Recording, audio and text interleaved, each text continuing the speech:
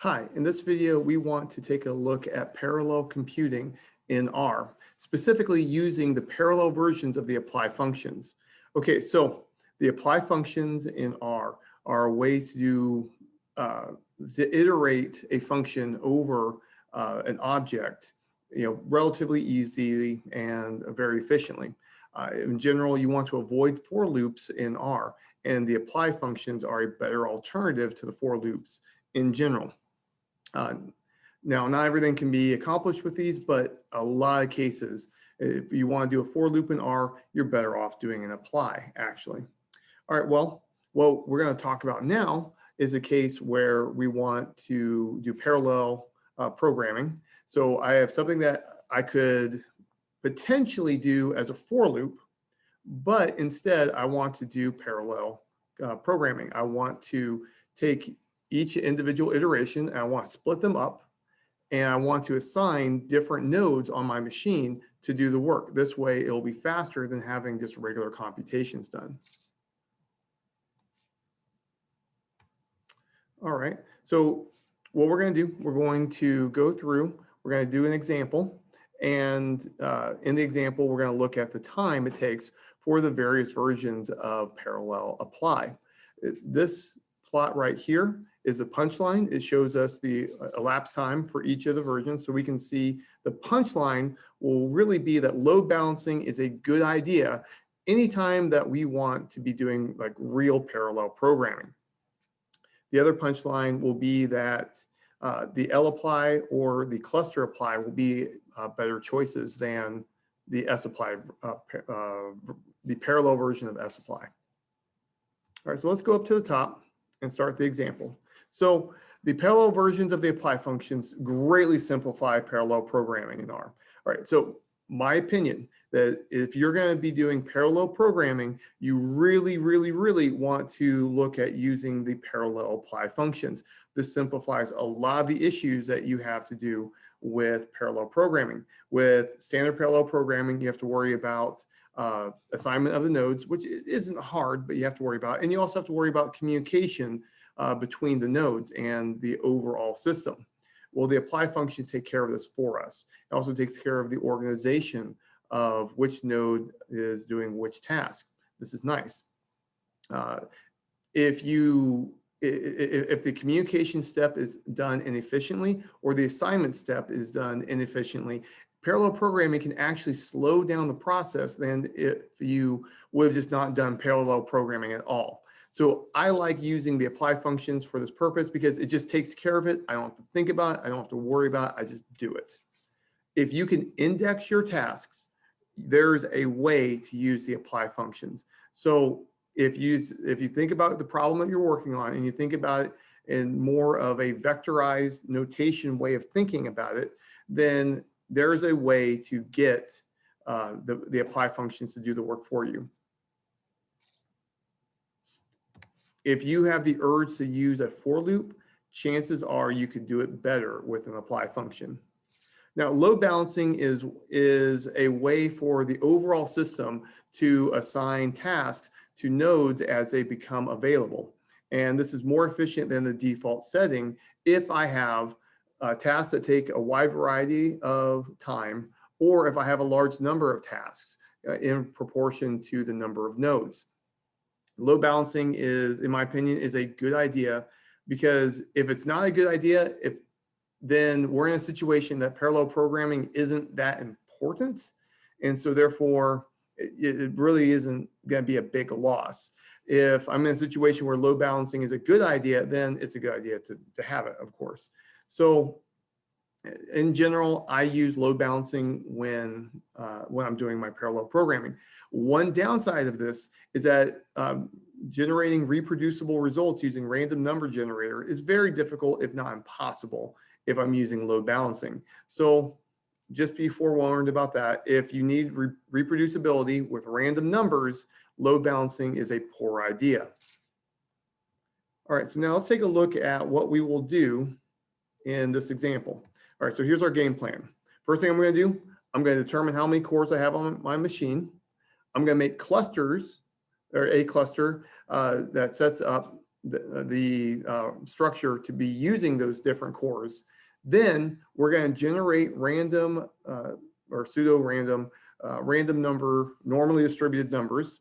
And we're going to do this for different parallel apply functions. Then we're going to compare the results. Now, when we're generating the random numbers, we're going to generate a total of 10 billion numbers on each of the apply functions. So this is going to be a lot of numbers generated. And so we can see that there will be a huge advantage if we use parallel programming for this. All right, so first let's detect the cores and make the cluster. So first thing I need to do, I need to figure out how many cores I have, and the parallel detect cores does that for me. Now, what we do here, the make cluster function, it says, hey, go to the cores that you have and set these guys up for parallel programming. And just keep them in a parallel programming mindset until I tell you to stop. All right, so what we're going to end up doing is we're going to repeatedly, we're going to generate a bunch of pseudo-random, normally distributed observations. On each time, we're going to generate 10,000 numbers, and we're going to generate 10,000 numbers, sorry, 100,000, sorry, excuse me, 100,000 numbers 10,000 times. That's a lot. So we're generating what, a billion numbers total. Now we're going to do this for each parallel apply function. So each time I do a parallel apply function, I'm going to generate a billion numbers. Now, why am I doing this? Because I need, if I did only like 100 numbers 10 times, something like that, then there really wouldn't be enough like iterations and times for me to see the difference between the different parallel functions. So I want a good representation of how long this would take if I had to choose between different methods. All right, so the first one is cluster apply. And the cluster apply works very similar to sapply, lapply in base R. I pass an X, I pass a function, but here I pass a cluster also. Now what I'm going to do to record the time, I'm going to use the system time function where the expression is equal to the parallel generation of numbers. So what I'm going to do 10,000 times, I have 10,000 tasks. Those are going to be distributed among all the cores I have. Now, each one of those tasks is going to generate 100,000 numbers. So it's going to be a lot of numbers to generate. Next, we move on to cluster apply with load balancing. So load balancing is denoted by LB in the parallel package. And this is exactly the same. Oh, something I need to say is that in general, when you see parallel programming in R, it's almost always a lowercase cl for the cluster designation. And then when I'm doing some versions of apply, some versions of parallel apply, it's going to be lowercase x, sometimes it's going to be capital X.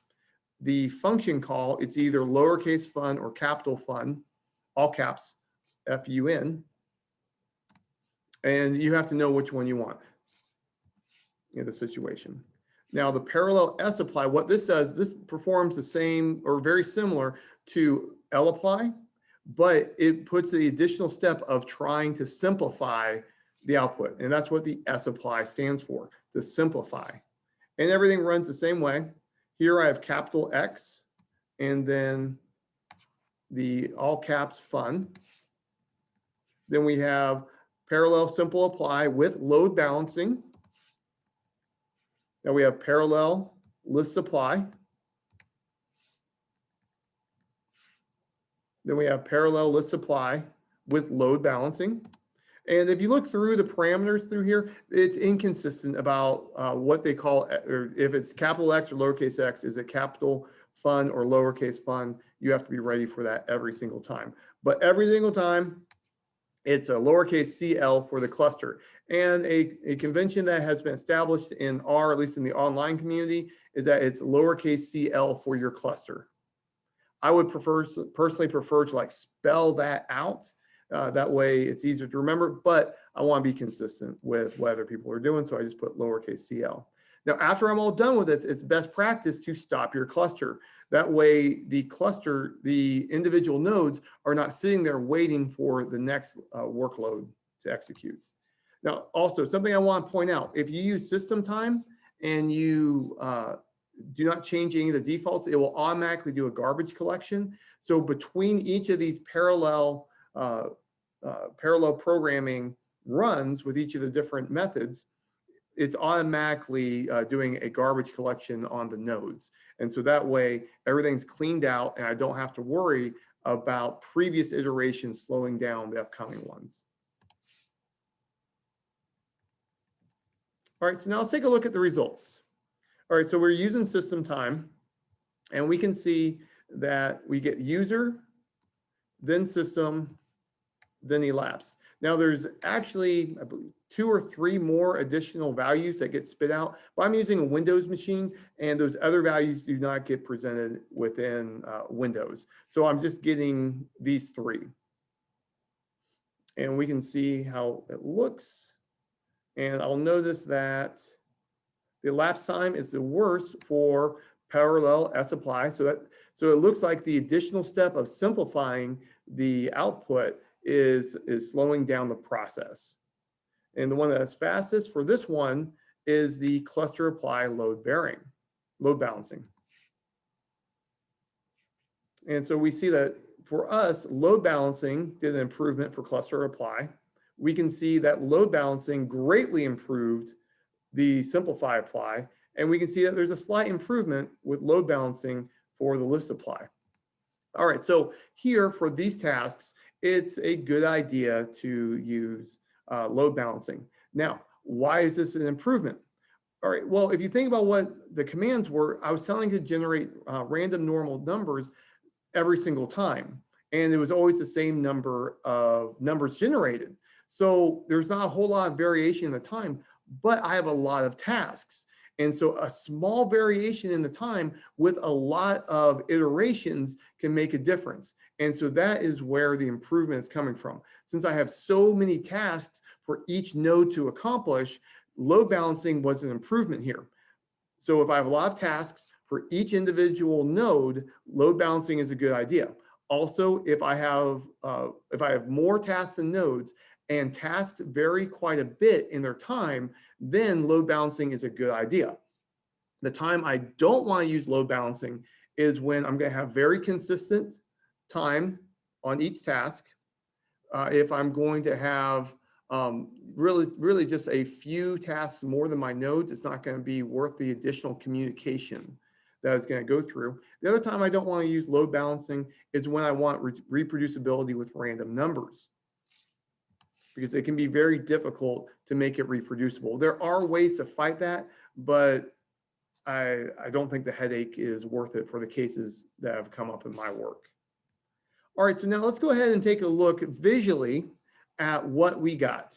So what I'm going to do, I'm going to convert that list into a data frame, and I'm going to plot it with ggplot. All right, so I'm going to do the cluster apply in red. I'm going to do simplify apply in green, and I'm going to do list apply in blue. The light colors are the non-load balancing, and the dark colors are the load balancing versions. This way we can see what's going on. Now, something I did is I sorted these methods by the total elapsed time. When you look at the plot, that's what this factor statement is doing here. This way I can see very quickly which ones are going to be the best to use for this problem in particular. All right, so first let's take a look at the CPU time. All right, so the CPU time charged for the execution of user instructions of the calling process. Now, these bars are ordered by the total elapsed time. That's like the time that's on the clock wall or the wall clock. And so we can see that the best one is parallel list apply with load balancing, and parallel list apply is pretty close. we can see now in this overall order, we can see which one's best and which one's worse. The overall cluster apply with load balancing will be the best one to work with. And then the parallel S apply will be the worst. And we can see that the ones that take the additional step to simplify are the ones that are the least fast. Now, something I want to say about that is all 6 of these are good choices. It's just which one's the best. Well, for it's going to be the ones on the left-hand side. All right, so now let's take a look at the results for the system time. So the CPU time charged for execution of the system on behalf of the calling process. And we can see that these 4 are all pretty close to each other. And then the parallel simplify apply is once again like the big one. Still a good choice overall, but we know that these 4 are going to be better. And then here we have the total elapsed time. So this is the time that it takes in terms of the clock that's on the wall. And so we can see that cluster apply with load balancing is our best. Then the next 2 are the list applies, and then cluster apply without load balancing, and then the simplify apply versions. And so on my machine, this shows the order. Now, on the machine I was using, that machine has a lot of nodes. It has a good number of them. If I was using, let's say, a laptop, I played around with this code with a laptop last night before I made this video. And what ended up happening was, once again, the load balancing versions were better. But in that situation, it was list apply, then simplify apply, then the cluster apply. So if I'm talking about very few nodes on a machine, like on my laptop, then I would want to use list apply. Then my second choice would be simplify apply, then would be cluster apply. And I would want to use a load balancing always, or not always, but for this particular problem. All right, well, that's all I've got for you. Take care and goodbye.